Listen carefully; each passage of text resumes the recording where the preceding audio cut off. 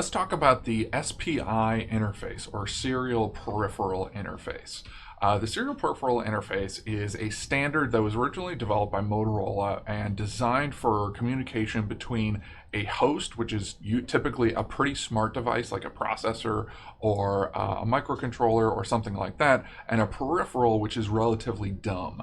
In many of the applications, it's actually super common.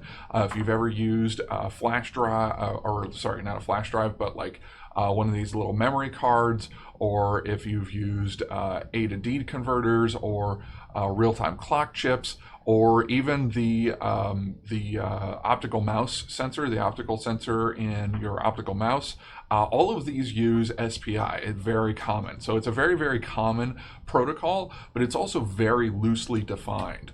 So the main signals that we have in SPI, it's a 4-wire signal, and we have the 4 wires are the serial clock, the S clock, also noted as SC or SCL. You might see it on different boards labeled differently. There's MOSI, which is master out, slave in, also noted as the SDO, like data out, or serial out, or data out.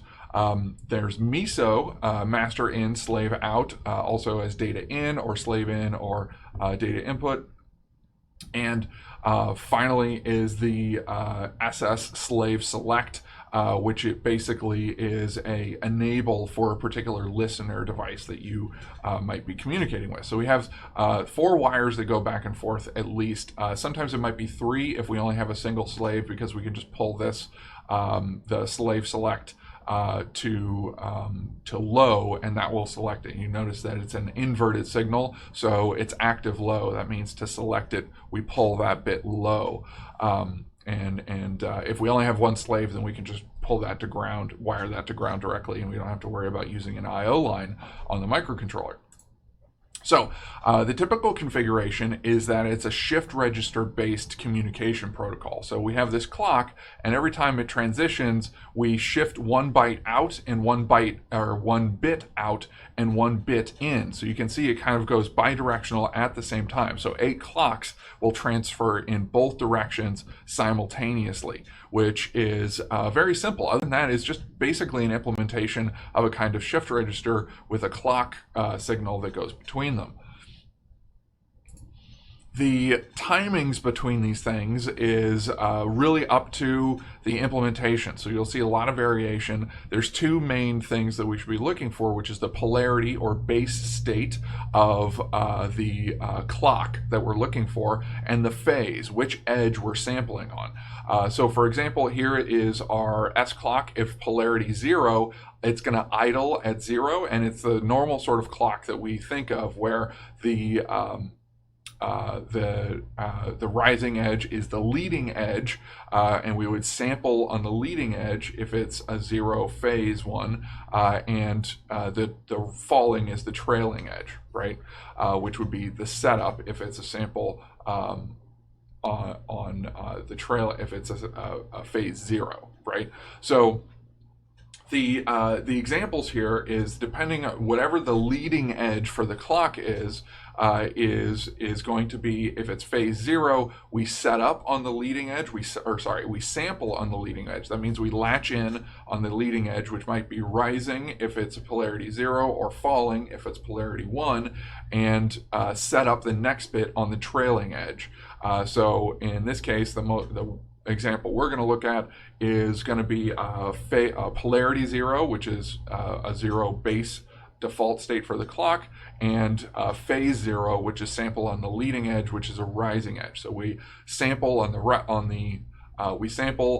rising edge, set up the next bit on the falling edge, sample, set up, sample, set up, sample, set up, all the way through on both of these, right? If it's phase 1, then it's flipped, where the leading edge is where we do setup, and the trailing edge is where we do sampling. In this case, if it's polarity 0, we're setting up on the rising edge and sampling on the trailing edge. If it's polarity 1, then we are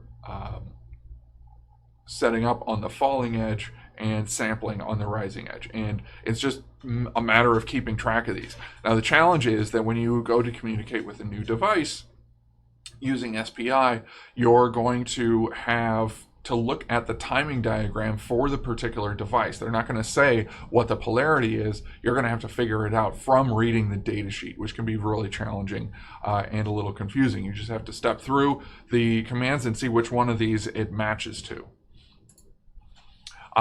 What's really cool about SPI is that it's very easy to set up multiple devices.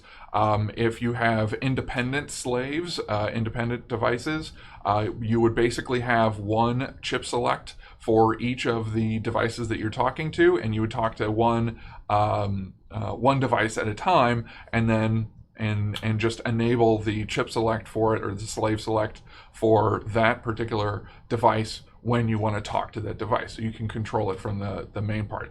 These are independent slaves. It is also possible, because the protocol, quote unquote protocol, is shift register based, you can you can set up the devices in a daisy chain mode, and some devices are set up this way by default. So if you send more than one byte to them at a time, it'll start shifting out the previous byte that you sent through its own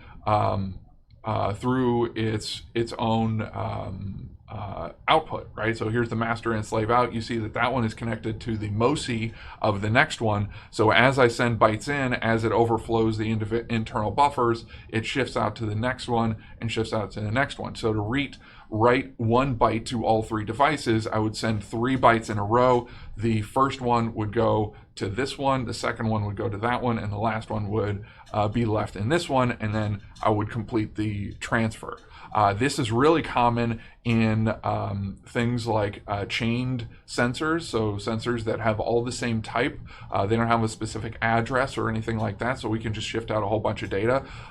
You might see it in like these really smart RGB LEDs. You can write a value or set of values into the LEDs, and they will light up in at that particular color. And what you can do is you can write the whole chain of, you can daisy chain the LEDs together, and then you can write a whole strip, or you can write a whole grid just by writing one big sequence of devices, of bytes to the whole thing, and then when you disable it, it latches in, or when you disable the chip select, it latches in, and the LEDs will update their brightnesses. And that's pretty cool, because you only need 4 wires to talk to basically an unlimited number. You just have to spend more time to talk to the devices by sending a longer set of data to all of them. SPI is pretty good in that it's full duplex. You get both bidirectional communication. It's really fast. It's typically only limited by the sending hardware, because it's shift register based. The internal devices don't have to do a whole lot. There's not a lot of processing to do as the data is coming in. So it's a fairly simple protocol, and it works pretty well for a wide variety of applications. It's very simple hardware, which means that it's low power. The slaves don't need their own clock, so they don't have to worry about anything like that. SPI is address free, so it's very flexible, and it's a really low pin count, at least compared to parallel communication, where you need 1 wire for every bit that you want to send. The disadvantages is that it's a higher pin count than I2C, and we'll talk about that in a minute. And the 1 wire interface, there's no flow control or slave acknowledge, so it's really hard to tell if the slave received the information that you intended it to. You can only have 1 master on a communication channel, and the slaves cannot initiate transfers. So the master device has to initiate any communication. There's a lot of variance in implementation, so it can be really challenging to figure out exactly what the device is expecting and what format and all kinds of stuff like that. So you have to read the data sheets really carefully. It's also, the electrical standard is defined for less than 1 meter. It's basically for onboard inter-processor communication or inter-device communication. So it's defined for a very, very low very, very short distance for most applications. So let's look at a pseudocode example of how we could bit bang a SPI interface on a generic I/O, right? So what we can look at, one we can see here is a transfer byte function, and basically I'm passing in a byte to send, and it's going to return a byte that it receives as it goes through this.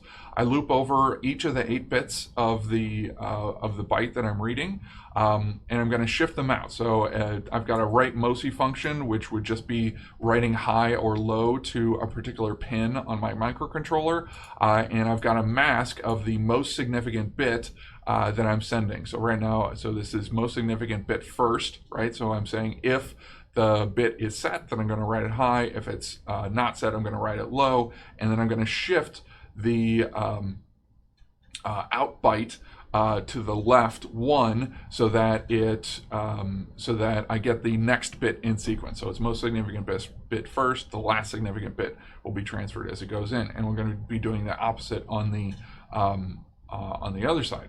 Right, so I'm going to delay for at least the peers setup time. So this is the low part of my clock thing. So this is I'm basically setting it on the this will be the falling edge if we're doing the polarity 0 and phase 0. Then I'm going to pull the clock line high, and I'm going to shift in a bit. I should be ready for the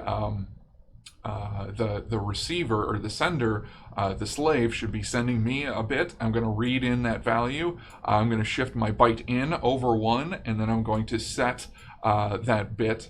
When I read my MISO, the master in, if that's high, I'm going to shift in a 1. Then I'm going to hold the high time on my clock and then shift it to low, and we cycle through the whole process. So as I'm doing this, I'm shifting bytes out, and I'm shifting bytes out to the slave, and I'm shifting bytes in from the slave, and we're doing bidirectional at the same time. And this is a complete implementation of the protocol. It's as simple as that. If I want to write a byte, that's all I have to do is flip these signals back and forth, and I should be able to send it.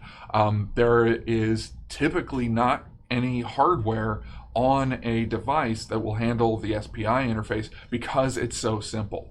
So most of the time we just implement it like this with pseudocode. Sometimes you'll see it, most of the time you won't, because it's very, very straightforward.